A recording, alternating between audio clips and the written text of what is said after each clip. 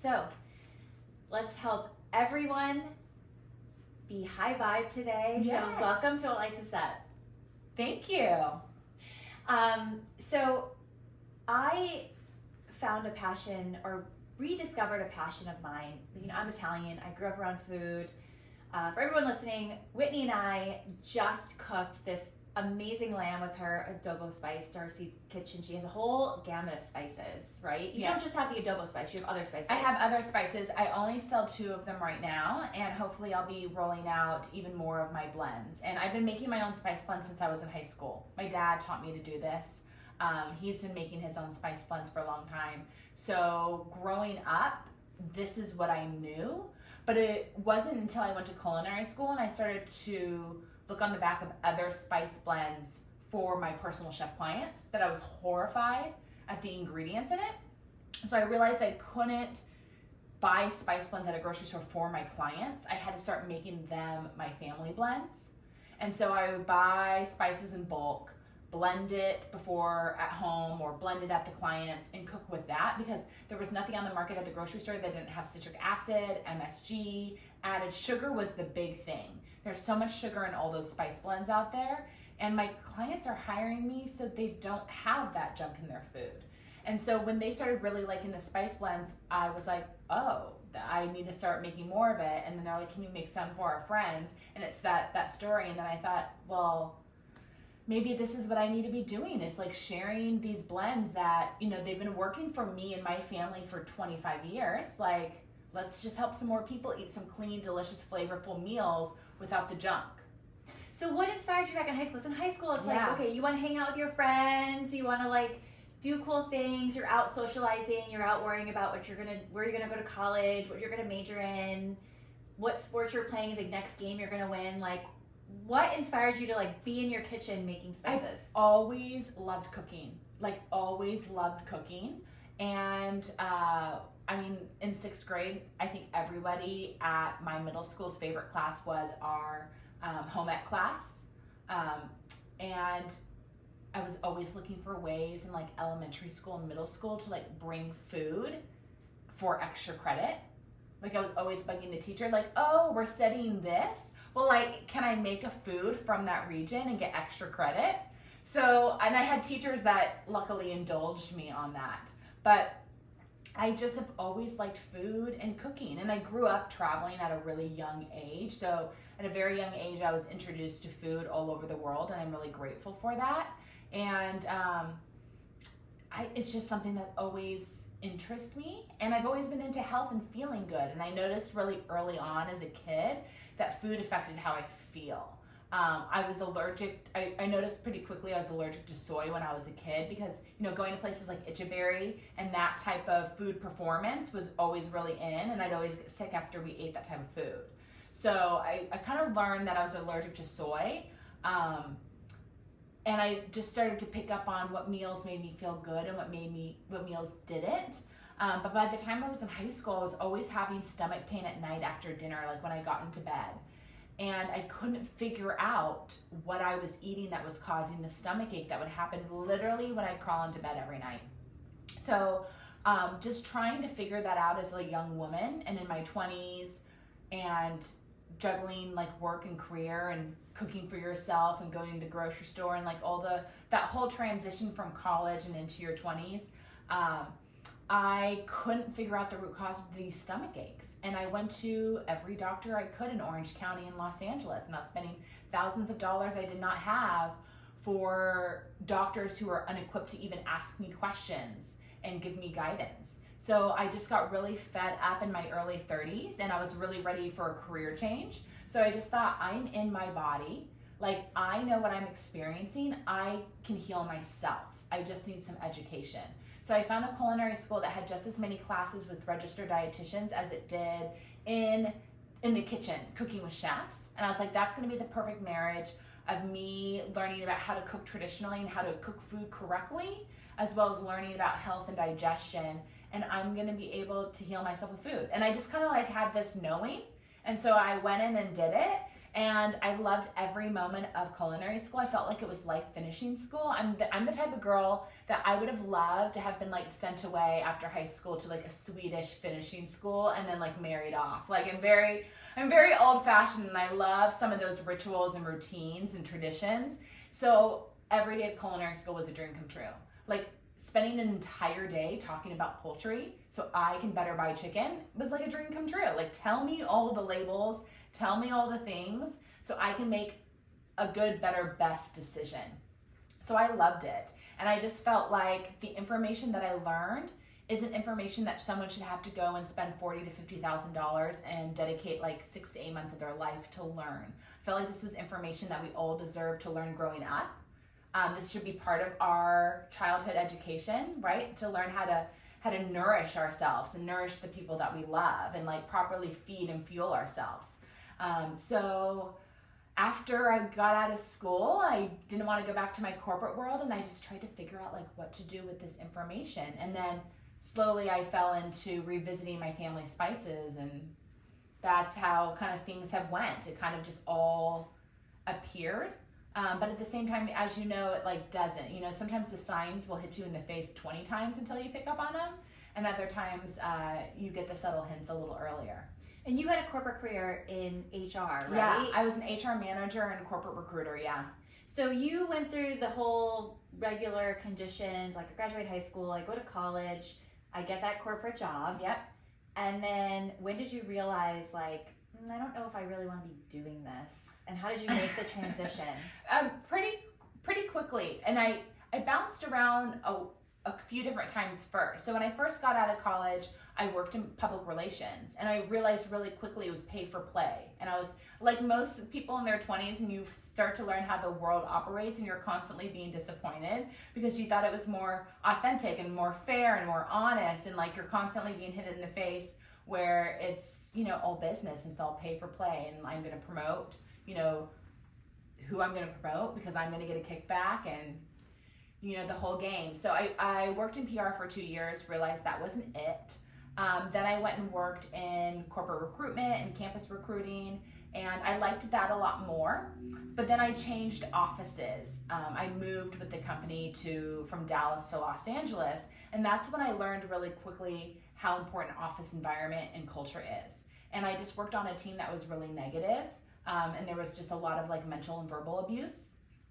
And so that was very challenging, and that really made me want to get out of what I was doing. It was a great job, it was really fun, but I couldn't change the people around me, and it was definitely not a time where I could have gone to HR and shared what was happening to me, and I actually did multiple times and nobody believed me. So I exited that company, but I think we all know is like once you get into a certain lane, it's hard to get out. And so because I got into that recruitment and HR lane, I couldn't get out. And so I tried doing it in different industries that I loved. So I did it in a corporate environment. I went and did it in fashion. I then went back to a more corporate environment, and it just wasn't clicking. Like it didn't matter what industry it was for. I wasn't meeting the people in an office that made me feel good, and I wasn't feeling fulfilled in what I was doing. And like my passion was going to farmers markets and shopping at like really hippie little hidden grocery stores when a lot of those still really existed, and cooking, and like I always knew the latest greatest restaurant that was opening in Los Angeles. And it's just like I loved everything food, health, and wellness, and that industry didn't exist yet because it was the early 2000s. Like I couldn't just leave and go be an HR manager or recruiter for a big, you know, healthy food company because there was no big healthy food company. I think maybe the only one was Kashi. If you remember when Kashi cereals were actually still healthy. Yes. Now it's just filled with a bunch of soy products. But back then it used to really just be like the puffed rice, the puffed wheat. Like it was super clean, authentic 70s, 80s, 90s, clean California hippie food. But there wasn't very many brands, and then within those brands, they didn't have marketing budgets. You know, it was just a different time in food, health, and wellness. So I just I started to have dreams about going to culinary school and like what my career path was supposed to be. And like dreams when you were sleeping? Yeah. And I woke up one morning and heard Natural Gourmet Institute. So when I got to work, I Googled it and I emailed them, asked for an application. And I didn't know what I was going to do, but I just said to myself, I'm going to find a way to take a sabbatical next year and go to culinary school for 6 months in New York. I don't know how, I'm just going to make it happen. And so after I asked for the application, it was a few weeks before Thanksgiving. And I was going to Vietnam to visit my brother. So I flew to Saigon, was in Saigon and in Hong Kong for 11 days. Came back. The moment I walked back into the office, I felt like something was off. Something was weird. All the execs were like kind of avoiding me. And I was like on the executive team because I was the HR manager. So I was like, ooh, something weird's going on. And sure enough, like a few days later, they pulled me into an office and let me go and laid me off. And I cried for the day just because, as we all know, like when you lose your job, it's scary. You worry about money. You feel rejected. You don't know what you did wrong. Like it's an awful feeling. Like even if the company tells you why they're letting you go, it's still rejection. And then like the next day I was like, oh, I get to go to culinary school now. Like, I don't know how to pay for it. I don't know how I'm going to make it work. I don't know what I'm going to do afterwards, but like, what a blessing. Like I just reached out and got the application like 3 weeks prior. Let's go. So I finished the application, sent it in, and just, slowly moved forward and just found a new path. And I mean, it was not easy. I was in my mid-30s, and all I wanted to do was actually just be married with kids and, cooking for my family and building a beautiful home and co-creating a life with someone. But I thought, in the meantime, might as well learn some skills that make me happy and might as well work in a space that makes me happy. I love that. And I love how you rephrased it and you said, I get to go to culinary school. Yes. Because sometimes, that event happens that really brings you to your knees. And then you have to find like what the opportunity is within that, because you still have to get up the next day. And, when you're an adult, no one's going to make it happen for you. Like you have to make it happen for yourself. And that's hard. But I did. And I mean, it wasn't pretty. So I immediately canceled like my cable. I've never had television since. No? This was 2014. Yeah. So I canceled my cable. I turned that in, got out of my lease, put all my stuff in a storage unit, and I slept on friends' couches for 4 months. And then I moved into my place in New York and went to culinary school. And then the restaurant that I worked at, that I did my internship, offered me a job. But I had this, a friend in culinary school kind of like gave me the come to Jesus moment where it was like, I don't think you're going to be able to work in a kitchen and make minimum wage when you used to make a 6-figure salary as an HR manager. Like, I don't think this is really settling in for you yet. So my dad called me and said, hey, I know you're making this career transition and you aren't quite sure what you want to do yet in food. So just come home. You can stay here and you can figure it out. And it took a lot of time to figure it out, right? Because I had the vision. I knew like my dream when podcasting first started, I was like, I have to have a podcast someday. Like I feel like I was listening to podcasts before all my other friends were listening to podcasts. Do you remember the time where you couldn't even find podcasts to listen to? There were so few. And like you're asking everyone like, what are the podcasts to listen to? And like there just weren't very many topics. But I was obsessed with it from the get-go. And so I knew I wanted to work in food and help people learn what I learned. I wanted to share traditional whole foods, cooking from scratch recipes with people. I wanted to do a cookbook. I wanted to do a blog. I wanted to have a product. I wanted to help people understand the vibration of food and the energy transfer and how it can affect our consciousness and our third eye and help us better see our dreams and better feel and understand our paths. I had all the ideas that I still have now, and I didn't know how to take the steps forward. So it took me a long time to figure out the different ways.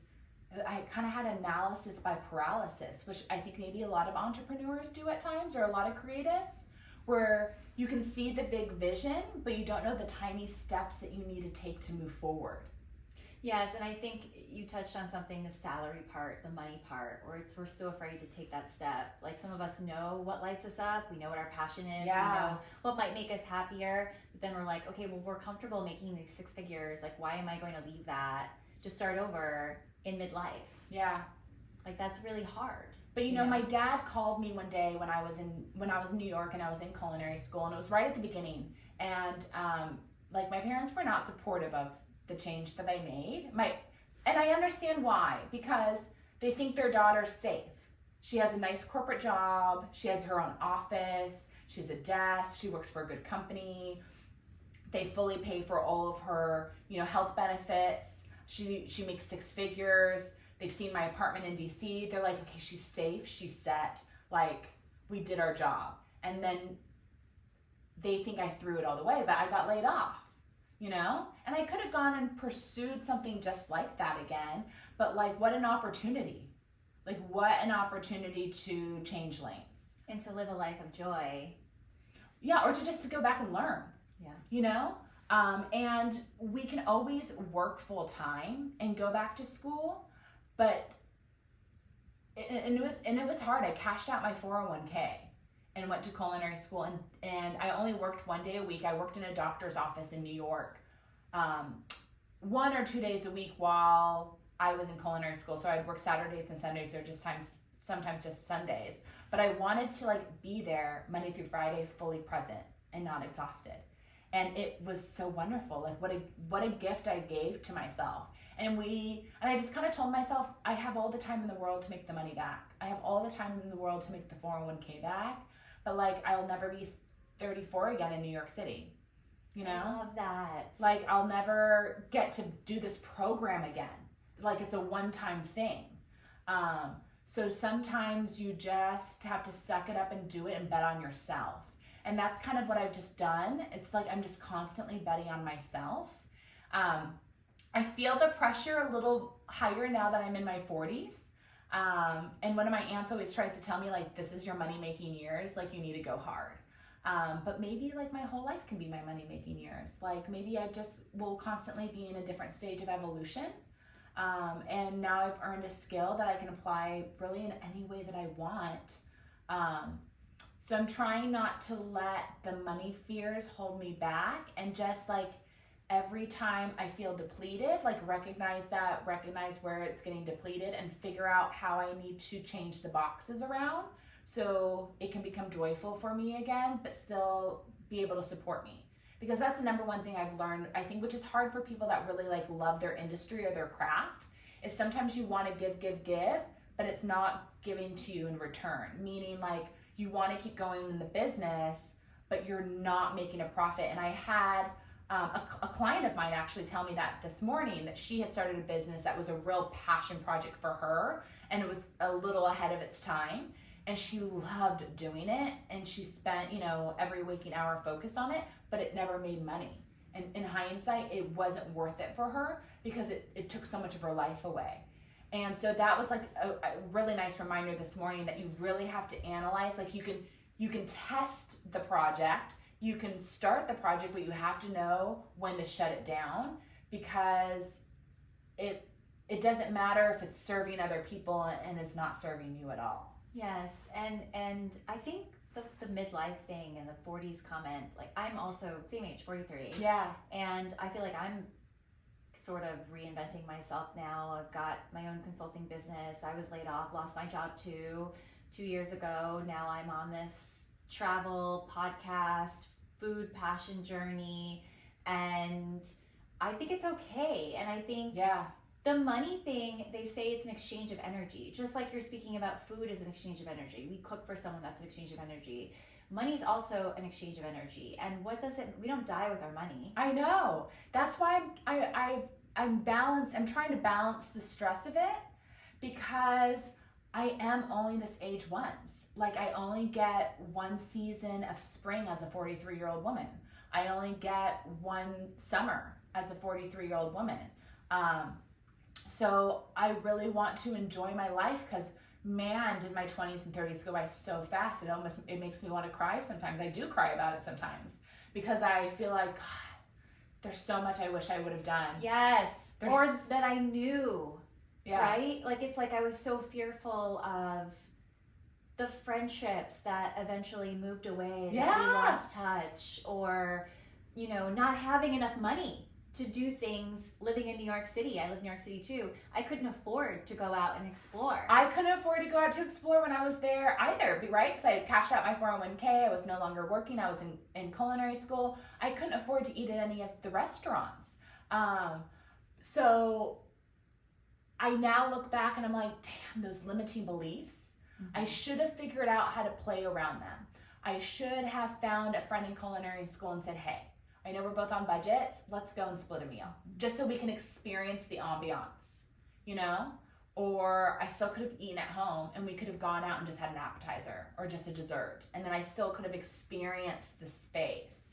So I, you know, in hindsight, so I try to like take that sometimes and just reapply it to where I am now, to not stop to get out of my own way.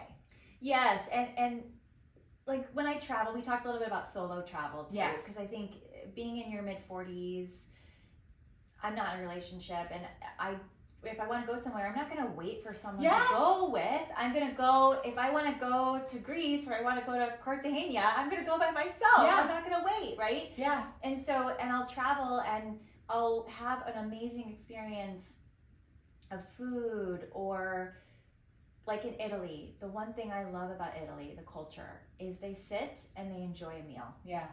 And they sit, and for hours they will make a meal homemade and they will sit and enjoy it, and it's the connection. And then I come home and I'm home sitting by myself having a meal. I know. How can we integrate some of the traits that we admire in other cultures into our daily routine? So I think about this a lot, because just specifically, I have just been looking around like every day of my life on the days where I'm working at home, and I'm like, all right, like if you don't make little changes, then everything's going to stay the same. And so I just like I've been looking around. I'm like, all right, what are the little changes I need to make in my environment or my routine on the days I work at home that I need to change to get closer to the life I really want to live? And for me, what really helps is when I eat my meals outside. When I can like just take the plate and sit outside and like I'll sit on the concrete outside in the sun. That makes all the difference. I eat slower, I feel better, I better digest my meal. It feels so good to be in the sun, like because the cell phone's not with me. Like it feels so good. Or sometimes I'll just plan ahead and I'm like, all right, we're gonna get out of the house and eat our meal like we would if we were someplace else, and I'll pack the lunch and I'll go to the beach and I'll eat there. Or in the summertime, I try to leave before I'm hungry, leave the house before it's lunchtime, and I pack the lunch. So that way I'm sitting under the umbrella, I'm on the sand, I'm eating the meal. So I try to do little things like that. And another thing that I'm gonna really try to work on this summer is just getting friends to meet me with their meal for lunch or dinner, at a park, at the beach, because a lot of people are a little more conscious about their wallet right now, or, you know, there just aren't a lot of healthy options in the area and they just don't like what is being offered. So it's just like trying to reach out to someone. And I think at our age, what stops me sometimes, it's like constant rejection. Like, no, I have my family, like I have my family, I have my kids, like work. And so understanding that, like just let them reject and don't take it personally. Yes. And if I get run rejection, keep going.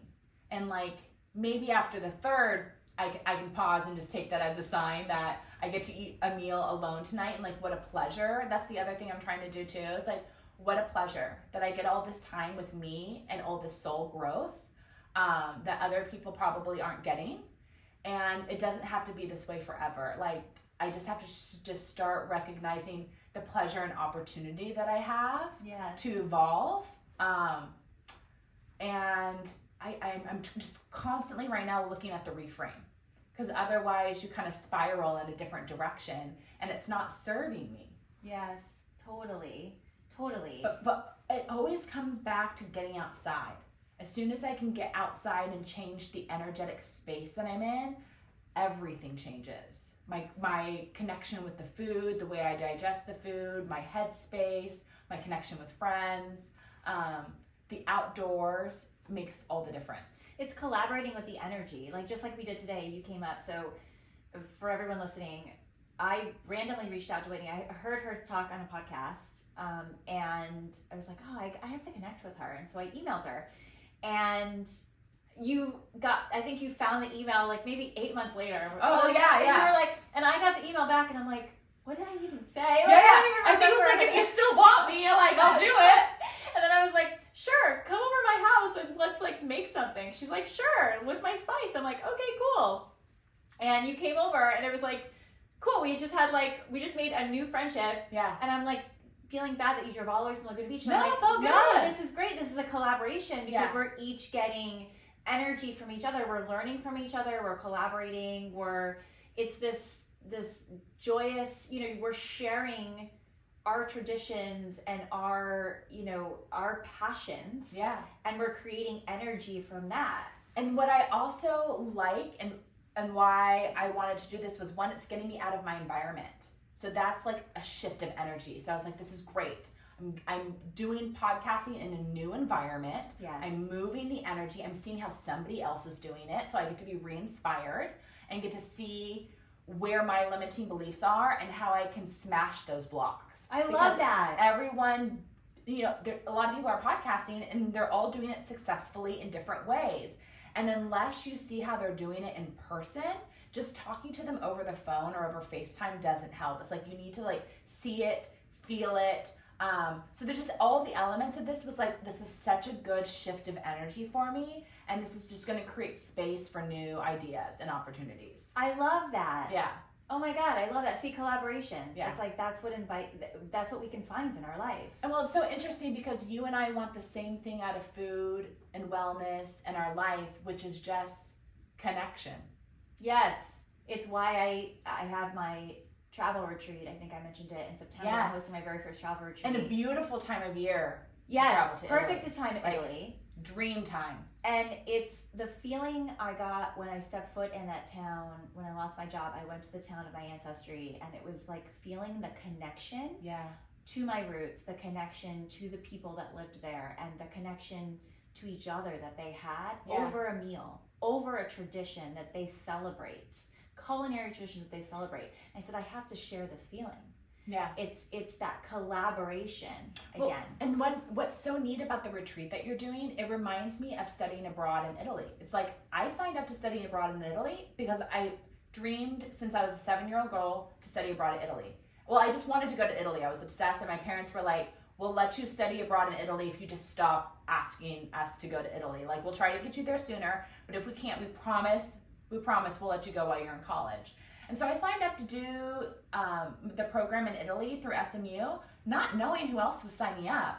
But the joy is all the other characters that end up shining up and all the new people that you get to meet. And so I think that's what's so neat about what you're doing is if someone's really wanted to go to Italy and wants to have someone else do the itinerary for them, the extra credit, the dessert that they get is that they get to meet new people. Right. And you're never going to get that time again back. Yeah. Like, you're never going to get that time again back that you studied abroad. Like, thank know. God you did Thank that. God. Right? And we'll never get this present time back again. I know. This one moment that we're sitting here. Right? Meeting, connecting. And I do believe we connect when it's meant to happen. Yes.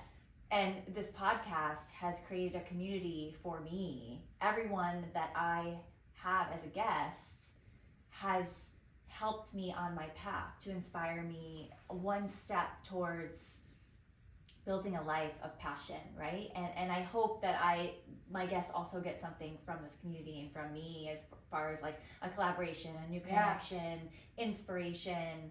You have a podcast, the High Vibration Podcast. Yes. What has been your experience with Because you said you always wanted to have a podcast. Yeah. So for me, with the High Vibration Living podcast, I just love to learn.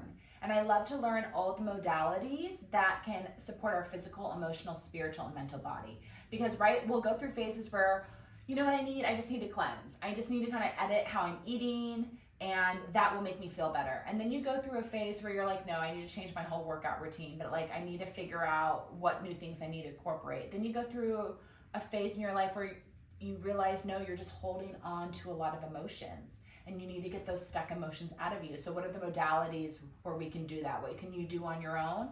Where do you need help with other people? So I love just exploring and building your own medicine cabinet, so to say. And so I do that by curating the guests that I have on. So I'm building my tools for life, and hopefully other people are building their tools for life as they're listening. And then along the way, I get to deeply connect with certain people that really are divine timing for me. So I had a guest on my podcast with the same situation. I emailed them. They found the email a year later.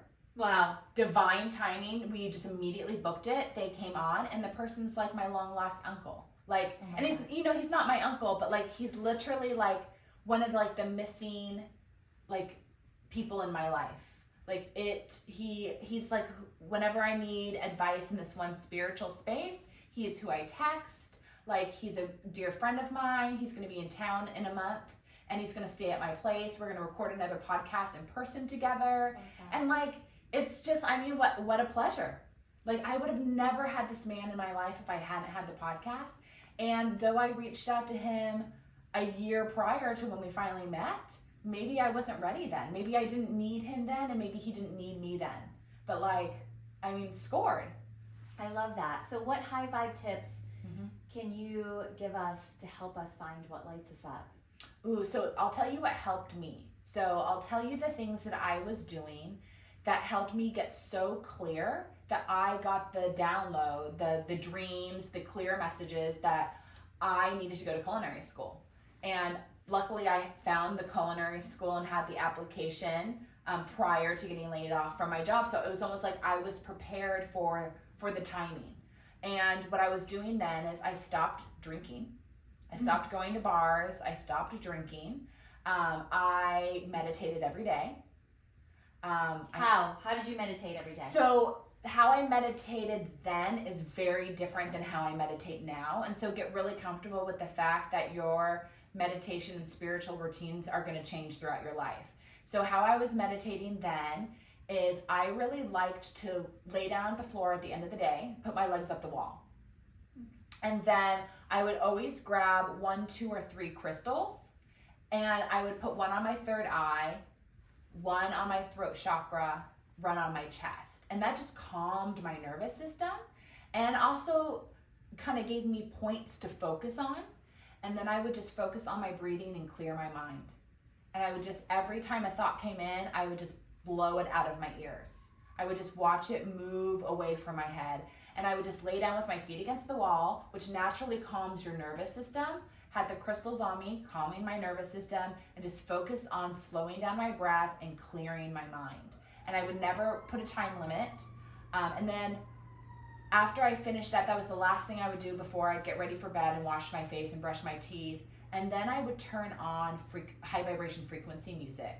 So the first album I started listening to was Stephen Halpern. And there's a variety of different albums that you can buy depending on what you want to ignite within you. Money, career, good health, you name it. And so I would put the volume, I turn on that album at the lowest possible volume on the laptop, black out the screen, put it in a corner of my room so at least the EMFs weren't near me, and I would play that all night while I slept. And so like I would play the career album in the lowest setting, 24 like all night while I slept.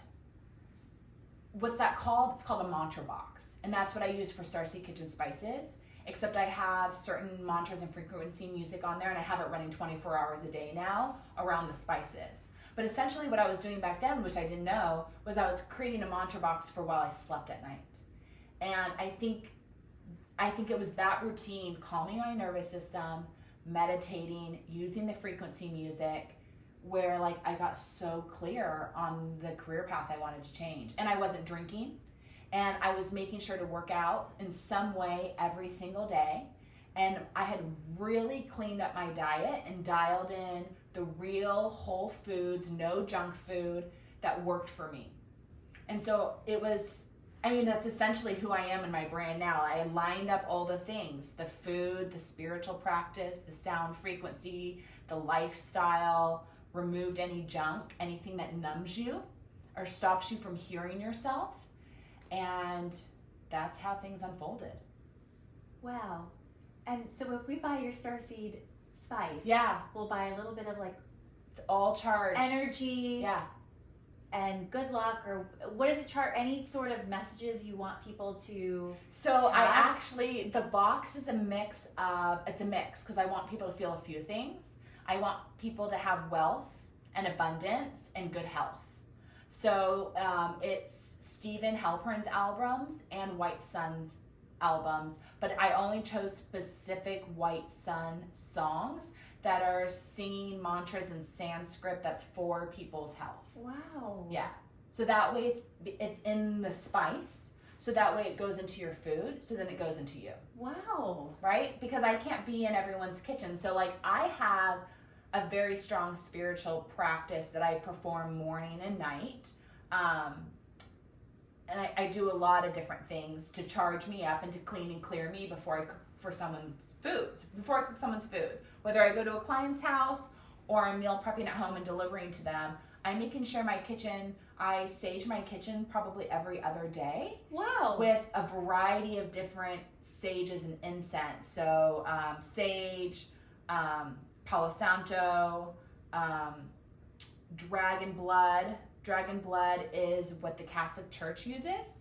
That's the incense the Catholic Church uses, but it's also what the indigenous Indian and Mexican people in the southwest of the U.S. and down in Mexico were using, and the Catholic Church actually took it from that region of the world when they came here, when the Spaniards were here, because they found that was a more powerful incense than what they had in Rome at the time, that it worked better at cleaning and clearing out spaces of negative energy.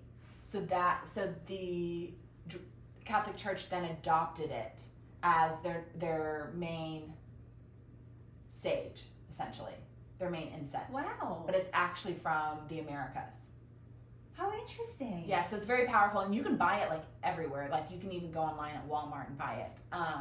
But it comes from a dragon fruit tree that's native to the Southwest and Mexico. So those, like that simple practice alone, and I know a lot of people who have an Italian background, like a big thing they do is after they have a bunch of guests open, they open the windows. I've like, never heard that. Oh, you really? So I've had friends that are Italian who are from the East Coast tell me, oh yeah, after like we have the whole family over, my mom always opens all the windows, opens all the doors, gets their energy out of the house. Really? Yeah. Even in the wintertime when it's freezing Yes. cold? So Really? I do that too, except I do that whenever I'm burning any incense or sage, because whatever energy has built up in the house, you want it out. And it does. If you're walking around the house burning sage, where is the energy going to go?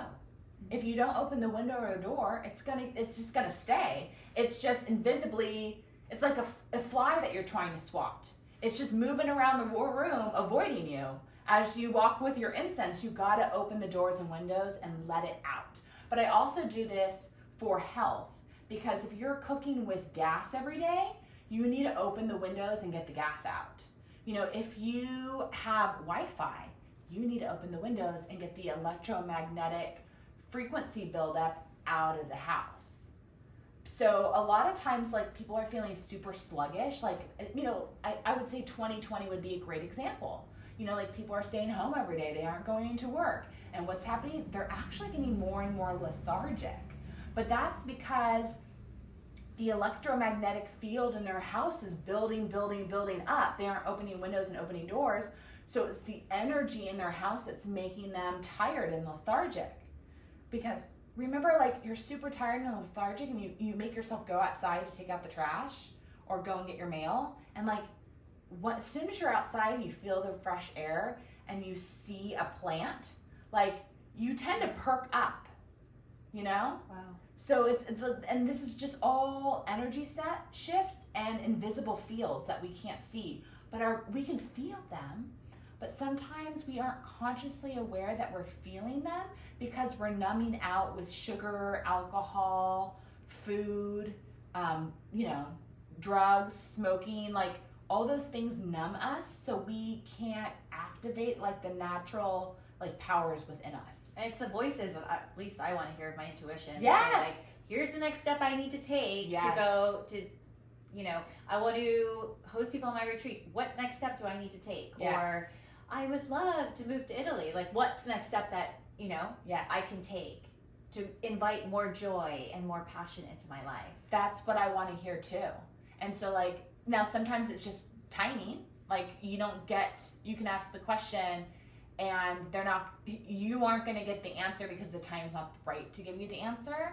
And then sometimes it's just, you can't hear it because you have too much junk in your way and you got to clean and clear yourself out. And then other times, like, it's great to turn to somebody who can hear it a little better than you, to get the answer. But at the end of the day, we all have these powers. We just have ones that are greater than the other. And we all have the ability to kind of turn up the volume if we want to. And I hope we all do. But I just find that the processed food, the sugar, the alcohol, the smoking pot, the cigarettes, like all the excuses, they're just numbers. And that's fine. Like, everyone goes through their time in their life where they need to numb out. Like, there's no shame in that. But then there's times where we need to get clear so we can hear our next steps for ourselves. And food, I think, plays a big part with that. Yeah, I love that. I think food is love language, at least for me. I love inviting people over my house, sharing culinary traditions. It's a way, I think, we have so much division in the world. Like, how can we have more understanding and love? It's through food, I think, is just sharing a meal, sharing a culture, learning about someone else's culture, how they share a meal, how they open the windows after you leave, I mean, it's right? Well, it's easy to connect over food because most of us need 3 meals a day. And there's a shaman that I work with, because I like to always have a shaman or a spiritual practitioner come and bless the spices at least once a year. And she wrote a foreword for me in one of my ebooks, and I loved what she wrote. She wrote about how, like, it's such a blessing that we get to eat 3 meals a day because we don't have to. So there's a lot of different ways that we can absorb energy: breath work, yoga, standing in the sun, any joyful event. There's a lot of ways that we can move energy into our body. Hands-on healing from a shaman or spiritual practitioner. All of them is putting energy and light, prana, life force. There's 50 million words for the same thing into our body, and that fills us up. Like, anytime you get a hands-on healing, or any, spiritual work done on you, you tend to not be hungry afterwards because you just got so filled with light. Or the example I always love to give is just like, remember yourself as like a teenager or as a kid at the beach. Like, you almost were never hungry when you're at the beach. You're barely going over to your mom and asking for something to eat because you're having so much fun and you're in the sun. You're getting filled up with so much light and energy in a different way. I find, like, when I go to, like, really great dinner parties where you're really connecting with people, like, I barely touch the food because I'm just having so much fun and I'm so happy because you're filling up with life force and prana that way. So what a blessing that we do get to sit and indulge in 3 meals a day. Like, we don't have to, but we get to. And so I just continue to hope that we are moving into a time where just more people want to eat together than alone. And then when we eat together, we really want to, like, embrace the quality and the seasonality of the food, because as you and I both know, when you eat it when it's in season, it's so good, and it's so nice to have something to look forward to. And so, like, when it's in season, you embrace it, you celebrate it, you enjoy it, And then when it's gone, and that's okay because it will come again. And you embrace the next thing. I love that. It's like the season of life. Yeah. Right? Be more present, enjoy our life, and I love that. So how can we find more joy, and what has been your greatest joy on this journey that you've been on? You know, I don't know how to find more joy. I'm actually trying to identify that right now. So what I did is I just kind of put up like a poster board in my living room, and every time I experience something that brings me joy, I'm just writing it down. And so I'm just making a list, like a visual list that I can't miss of everything that brings me joy, so I can start to move my life in a direction where I can have more of that every day. So I'm like working on that right now because it evolves, right? Yeah. It can change, I think. Yeah. And then like sometimes just life changes in a way where you have to find new ways to experience joy. You can't count on, I don't know, certain things happening. Like I think that's like a really important conversation I think is going to start coming out in regards to manifestation, is like we can have a vision for our life. We can take action to move in that direction, but sometimes it's not our divine timing and it's not our path. So when it hasn't come to fruition for us, or we've been trying to force something to happen for us in a certain direction and it's not happening, how do we find peace in that and pivot and find joy in other ways? So that's what I'm working on, and like the way I've kind of figured out how to work on it is like, well, let me just continue about my days and just highlight the little moments that bring me joy, and then reflect on that and how can I add more of that. I love that. Yeah. But if you have any tips, let me know.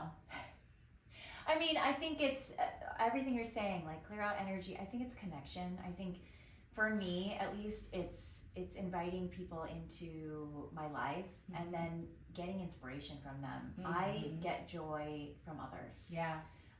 So a lot of the time I do spend a lot of time alone, solo. I grew up an only child.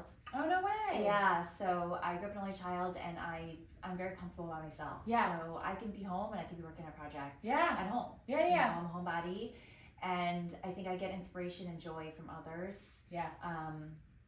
So it's just in doing more activities, solo travel, doing something of adventure, something out of my comfort zone. Yes, that really helps me too. Anytime I get to break the routine, I love routine, but I also love the break in routine. So it's like a 50-50 thing. Like, let me build out like a light routine, and then let me figure out ways to like create spontaneity. And that's what I love. And like the opportunity just to like, you know, have little kismet moments along the way because you've broken up the routine. Yeah, for sure. Well, this was a kismet moment, so thank you so much for coming on the show. Tell everybody where they can find your spices.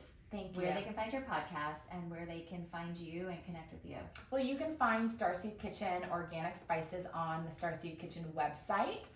If you happen to be in Southern California, you can walk into Erewhon or a local butcher shop called The Butchery and find the spices there. But come and shop online and say hi. And you can find me on Instagram at Whitney Aronoff, and you can find my podcast, the High Vibration Living Podcast. And this brought me so much joy today. I just love these conversations. I love podcasting, and it's like such a treat to be a guest with you today. You ask great questions, and I love everything that you're doing. And oh my God, you came over and cooked lamb, and we learned we created a different recipe for lamb and this yogurt dipping sauce. Yes! Like amazing. It was so good. So, and I'll link the YouTube video as well in the Yes. show notes so everyone can check out that recipe and see the joy that we found in cooking today. Yes, and on the Starseed Kitchen website, the recipe will be there as well, and then the link back to the YouTube video and this podcast episode as well, so that whole little circle can be connected. And I really hope everyone that's listening just like finds one recipe that lights them up and brings them joy that they love to share with other people. Like, you don't have to have this repertoire of all these recipes that you make. Just find one thing that you do really well that you can then do for yourself and then do for others. It's a real treat. I love that. Okay, and listen to the podcast while you're at home cooking. Yes, please. Bye. Bye.